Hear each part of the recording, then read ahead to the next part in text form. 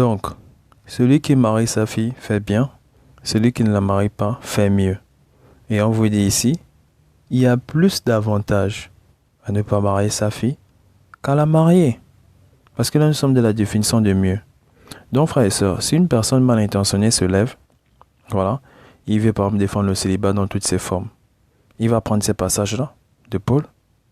Mais celui qui a lu tout le chapitre 7, c'est ce qui est écrit. Il sait. Donc c'est comme ça qu'on manipule nos frères. Hein. Ils vont écrire des grandes philosophies, voilà, dans les brochures. Ils vont écrire de grosses philosophies. À la fin, ils vont seulement mettre ces passages-là. Et ceux qui n'aiment pas lire la Bible vont juste aller lire ces passages et ils vont croire. C'est comme ça qu'on manipule. Donc nous sommes dans la définition mieux comparative de bien, d'une manière plus accomplie, d'une façon plus avantageuse. Donc il y a plus d'avantages à ne pas marier sa fille qu'à la marier. C'est écrit. Mais celui qui n'a pas lu tout le chapitre 7 sera confus. Donc lisez toujours tout le chapitre. On vous donne un passage, lisez tout le chapitre, lisez tout le livre, vous allez comprendre. Donc c'est la même chose qu'on fait avec tous les livres. Il a pris Sagesse 4. Bon, lisez tout le chapitre, lisez même les chapitres qui précèdent, lisez tout le livre. Donc allons-y, nous allons faire la même chose. Sagesse chapitre 4 verset 1. Mieux vaut ne pas avoir d'enfant et posséder la vertu, car l'immortalité s'attache à sa mémoire. Elle est en effet connue de Dieu et des hommes. Bon, nous sommes au verset 1. Il dit directement, mieux vaut ne pas avoir d'enfant. Qu'est-ce qui est écrit au chapitre 3 là-bas? C'est comme ça qu'on réagit. Donc, allons-y les quelques versets du chapitre 3. Sagesse chapitre 3, verset 11-13.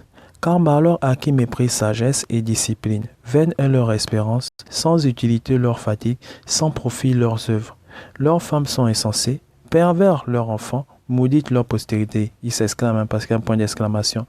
Après, heureuse est la femme stérile qui est sans tache, celle qui n'a pas connu d'union coupable, car elle aura du fruit à la visite des âmes.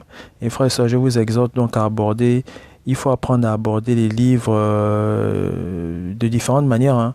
On n'aborde pas Apocalypse comme on aborde le livre des juges. Donc c'est comme le livre de la sagesse. Tu ne vas pas aborder sagesse comme tu abordes juge, comme tu abordes Apocalypse. Donc je vous exhorte à aborder vraiment un livre avec... voilà, on n'aborde pas les livres de la même manière. Donc continuons. Ici, là, il vous dit, heureuse la femme stérile qui est sans tache. Donc mieux même être stérile et être sans péché. Donc frère, analysez vous-même. Celle qui n'a pas connu d'union coupable, car elle aura du fruit à la visite des âmes. Continuons.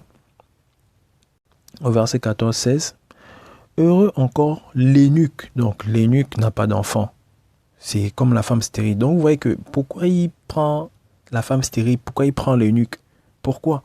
Posez-vous des questions. Et il vous a parlé de celui qui méprise la sagesse, sa postérité, ses enfants.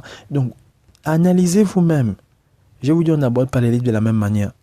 Heureux encore l'eunuque dont la main ne commet pas de forfait et qui ne nourrit pas de pensées pervers contre le Seigneur. Il lui sera donné pour sa fidélité une grâce de choix, un lot très délicieux dans le temple du Seigneur, car le fruit de labeur honnête est plein de gloire. Impérissable est la racine de l'intelligence, mais les enfants d'adultère n'atteindront pas leur maturité. La postérité issue d'une union illégitime disparaîtra. Analysez encore bien, frères et sœurs. Donc, regardons le verset qui suit. Voilà, je ramène le verset 16, voilà, pour mieux faire comprendre aux frères et sœurs. Sagesse chapitre 3, verset 16-19. Mais les enfants d'adultère n'atteindront pas leur maturité. La postérité issue d'une union illégitime disparaîtra. Point. Même si leur vie se prolonge, ils seront comptés pour rien. Et à la fin, leur veillance sera sans honneur. S'ils meurent tôt, ils n'auront pas d'espérance ni de consolation au jour de la décision. Le jour de la décision, c'est quoi? Il faut encore savoir. Car la fin d'une race injuste est cruelle. Donc, frères et sœurs, il a parlé de l'eunuque, il a parlé de la femme stérile. Et là, il vous parle des enfants adultères. Mais on vous dit, ils seront comptés pour rien. Donc, frère, sœur, tu peux te moquer d'un eunuque. Voilà, tu te moques d'un eunuque, il n'a pas d'enfant, il n'a pas d'enfant. Toi, tu as 50 enfants. Mais des impies, ils seront comptés pour rien. Pour rien. Donc, mieux même encore l'eunuque, il n'a pas d'enfant. Toi, tu peux avoir 100 enfants même 200 enfants. Mais impies, ils seront comptés pour rien. Pour rien. Pour rien. Donc là, c'est juste sur le chapitre 3. Hein. Le chapitre 3 nous montre cela clairement. Donc il y a beaucoup de femmes stériles là. Donc parenthèse, beaucoup de femmes stériles là. Voilà, elles sont stériles. Elles veulent avoir des enfants. Elles vont voir ces démons-là qui vont les injecter. Des démons dans le ventre. Quand l'enfant là vient. Mais c'est des trucs qu'on vit ici. Hein. Voilà. L'enfant vient, il a tout chez lui, mais il va voler la bouteille de gaz à côté. Il a tout chez lui, il a tout. Il va voler la bouteille de gaz. Elle fait tout pour l'enfant. L'université, il n'est pas à l'école, il vole, il braque, tout. Mais tu vas les ramasser, l'enfant là chez les démons. C'est les démons qui t'ont injecté cet enfant là de le ventre. On t'a injecté un démon. C'est un démon, tu peux l'amener à l'église, rien. Tu vas le ramasser où? Tu n'as pas fait confiance à Dieu. Tu vas aller ramasser un démon. Donc ça, c'est une petite parenthèse que je mets comme ça. Vous allez chez ces démons-là. Oh, je n'ai pas d'enfant. Oh, ganga, papa, ganga, je n'ai pas d'enfant. Il va t'injecter un démon dans le ventre. Les enfants là ne font le plus souvent rien. Ils ne font rien. Ils viennent seulement pour vous détruire. Ils vous font crier, allez-vous. C'est tout le temps dans les commissariats. Voilà, commissariat. Mieux tu restes stérile. Mieux tu restes stérile. Mieux demeure stérile. Tu vas ramasser un démon, mais il va venir te pourrir la vie. Et il brise ton salut. Là, c'est ton salut qui brise, parce que tu seras tout le temps de crier, voilà. C'est ton salut, tu ne peux pas bien avancer. Tu ne peux pas bien avancer avec ça.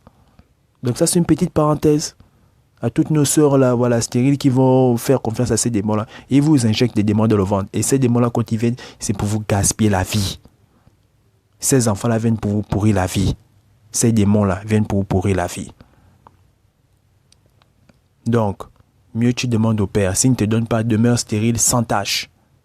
Mieux. Mais cet enfant-là va seulement venir te pourrir la vie. Il va être compté pour rien. Comme la parole nous dit ici. Donc, je referme ça. Donc, on vous parle de l'eunuque. On vous dit mieux l'eunuque, mieux la stérile. Mais après, là, on vous parle mettant des enfants adultères. Ils seront comptés pour rien. Qu'est-ce que vous ne comprenez pas? Qu'est-ce qui est dur à comprendre là? Donc, revenons maintenant au chapitre 4. Vous allez comprendre. Chapitre 4, verset 1. Mieux vaut ne pas avoir d'enfant et posséder la vertu, car l'immortalité s'attache à sa mémoire. Elle est en effet connue de Dieu et des hommes.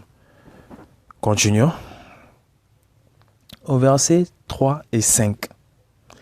Mais la nombreuse postérité des impies ne profitera pas.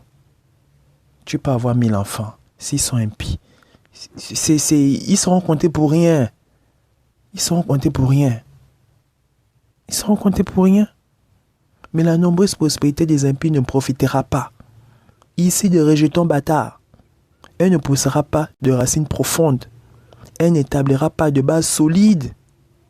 Même si pour un temps, elle monte en branche, mal affermée, elle sera ébranlée par le vent, déracinée par la violence des vents. Ces rameaux seront brisés avant d'être formés. Leur fruit sera sans profit, un fruit sans profil, un fruit sans profit, n'étant pas mûr pour être mangé, impropre à tout usage. On dit là-bas, ils seront comptés pour rien. Donc là, vous avez quand même compris. Donc la sagesse interdit la sagesse défend le célibat des prêtres. Hein. Donc avec tous les passages que nous avons lus là. Est-ce que l'on parle de tous les enfants? On vous parle des enfants impies? On vous parle des enfants impies? Donc mieux demeureux, mieux, tu demeures stérile que d'avoir des enfants impies parce qu'ils seront comptés pour rien. Pour rien. Mieux l'eunuque, voilà, il n'a pas d'enfants. Voilà, que celui qui met au moins 1000 enfants, impie, ils seront comptés pour rien. Pour rien. Pour rien. Donc rien que ça. Donc ceux qui veulent encore plus, voilà, vous pouvez lire la sagesse. Voilà, on a lu là, on n'a pas vu la magie. On a lu, il n'y a pas la magie. Donc ce qu'on vous raconte là, c'est des magie, ça, c'est des bêtises. C'est des bêtises. C'est des grosses bêtises. On a lu là, vous avez vu la magie. Donc,